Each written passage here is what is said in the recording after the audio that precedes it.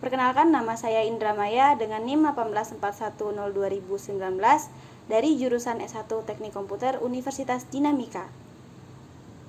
Pada video kali ini saya akan menjelaskan tugas akhir saya yang berjudul Otomasi dan Monitoring pada Greenhouse Pembibitan Tanaman Stroberi menggunakan PID. Latar belakang dari pengambilan judul ini yaitu buah stroberi memiliki banyak manfaat di bidang kesehatan seperti kesehatan mata, jantung, kulit, serta menekan tingkat resiko terkena penyakit kanker. Stroberi adalah tanaman yang dibudidayakan di lahan dataran tinggi yang memiliki karakteristik suhu sebesar 17-26 derajat Celcius, kelembapan 80-90%, penyinaran selama 8-10 jam per hari, serta memerlukan curah hujan berkisar antara 600 mm sampai 700 mm per tahun. Permasalahan yang didapatkan, buah stroberi sulit ditanam pada lahan perkotaan karena lahan pada perkotaan sangat sempit. Yang kedua, memiliki iklim yang sering berubah-ubah. Ketiga, memiliki suhu di antara 24 sampai 34 derajat Celcius serta memiliki polusi udara yang sangat buruk. Untuk dapat menanam buah stroberi di lahan perkotaan bisa menggunakan greenhouse karena pada greenhouse tanaman tidak akan tergantung pada cuaca, tidak terpengaruh unsur dari luar, pemupukan dan penyiraman dapat dilakukan secara berkala, kemudian dapat menanam tanaman impor di dalam negeri.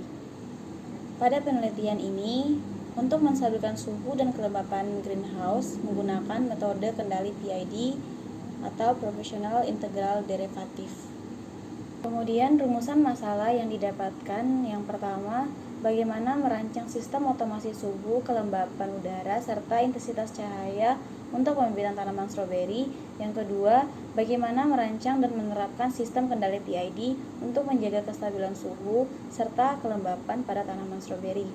Dan yang terakhir, bagaimana merancang sistem monitoring suhu serta kelembapan udara di dalam greenhouse menggunakan komunikasi MQTT. Batasan masalah pada penelitian ini ada 3, yaitu pertama, tidak membahas pengolahan pH dalam greenhouse, kedua, tidak membahas kepekatan nutrisi, dan yang ketiga, stroberi yang ditanam masih berupa bibit. Pada blok diagram sistem ini terdapat 3 bagian. Yang pertama, input, di mana input ini terdapat 2, yaitu sensor DHT21 untuk mengukur suhu dan kelembapan ruang di dalam greenhouse, dan yang kedua RTC untuk mengatur waktu nyala sinar UV. Kemudian bagian proses terdapat mikrokontroler Wemos D1R2 yang digunakan untuk mengontrol input dan output pada sistem greenhouse yang menggunakan logika PID. Dan yang bagian ketiga terdapat output, di mana output ini terdapat relay sebagai saklar untuk menyalakan lampu UV sebagai proses fotosintesis untuk tanaman stroberi. Kemudian ada infrared untuk mengatur suhu AC dan motor driver untuk mengatur kecepatan PWM kipas.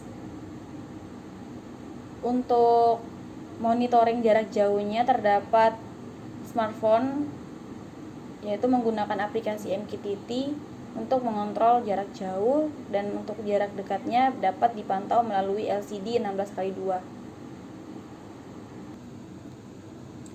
Untuk mencari nilai KP/KIKD pada PID menggunakan metode Ziegler-Nichols Open Loop atau tipe 1.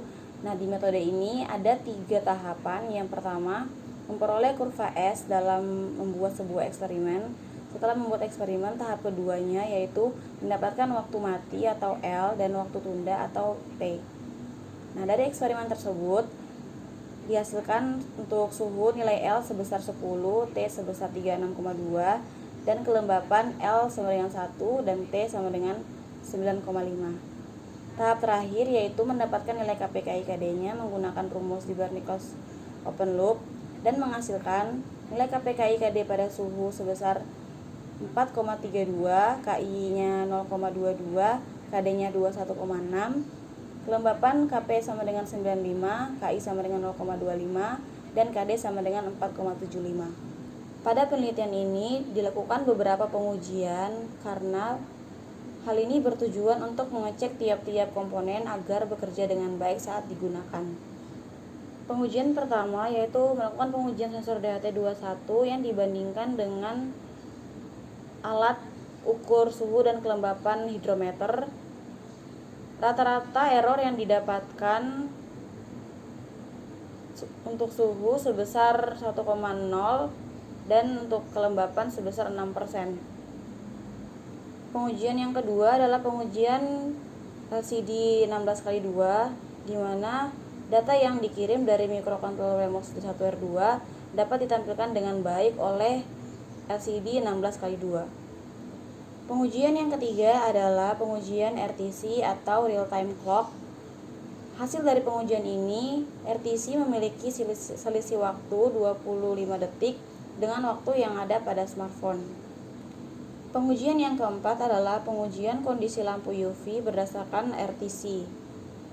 Nah, pada kondisi ini, lampu UV akan mati pada angka menit genap dan lampu UV akan menyala pada angka menit ganjil, sehingga dari hasil pengujian dihasilkan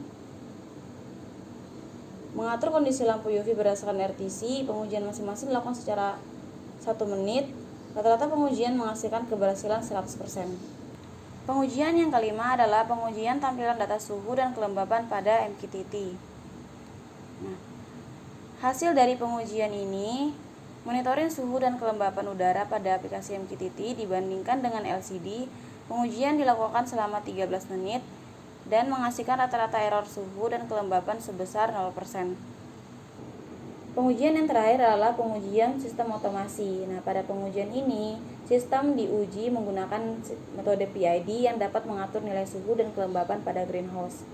Sistem bekerja dengan pengendali PID pada suhu menghasilkan rise time selama 90 menit, overshoot sebesar 1,52%, settling time selama 80 menit, dan pada kelembapan, kendali PID menghasilkan rise time selama 40 menit, overshoot sebesar 5,88%, dan settling time selama 85 menit.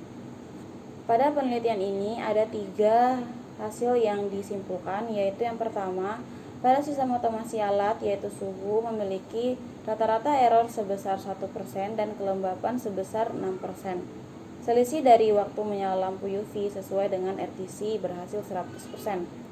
Yang kedua, penerapan sistem kendali PID dengan metode Ziegler-Nichols tipe 1 mendapatkan nilai Kp KI/Kd untuk suhu Kp sebesar 4,32, KI 0,22, Kd 21,6, kelembapan Kp sama dengan 9,5, KI 0,25, Kd 4,75. Nah, pengujian sistem otomasi didapatkan nilai respon sistem terhadap pengaturan temperatur dan kelembapan dengan overshoot sebesar 1,15% dan 5,88%, rise time dengan waktu 90 menit dan 40 menit, dan settling time selama 180 menit dan 85 menit. Dan yang terakhir, pada pengujian sistem monitoring untuk suhu dan kelembapan udara menggunakan protokol MQTT menghasilkan error sebesar 0% dan error kelembapan sebesar 0%. Pastikan seluruh kabel tertancap pada sumber tegangan. Kemudian nyalakan saklar di bagian kanan pusat kendali. Tunggu sampai LCD menampilkan nilai suhu dan kelembapan. Nah, di sini sudah tampil nilai suhu dan kelembapannya. Pada bagian dalam greenhouse ini terdapat 3 aquator yang bekerja secara otomatis. Yang pertama, di sini humidifier, di mana humidifier akan menghasilkan uap air yang besarannya diatur oleh kecepatan kipas hingga kelembapan ruangan selalu berada pada kelembapan 80%. Kemudian ini adalah tanaman stroberi yang diuji menggunakan greenhouse otomatis ini. Kemudian di sini terdapat juga lampu UV. Lampu UV hanya menyala pada pukul 6 pagi sampai jam 3 sore. Kemudian yang terakhir terdapat infrared transmitter sebagai pengganti remote untuk mengatur suhu AC hingga ruang pada greenhouse tetap berada pada suhu 26,1 derajat Celcius. Untuk monitoring jarak jauh bisa dengan cara membuka aplikasi MQTT di smartphone, dan monitoring jarak jauh dapat dilakukan dengan mudah. Demikian video penjelasan tugas akhir saya. Kurang lebihnya saya mohon maaf. Wassalamualaikum warahmatullahi wabarakatuh.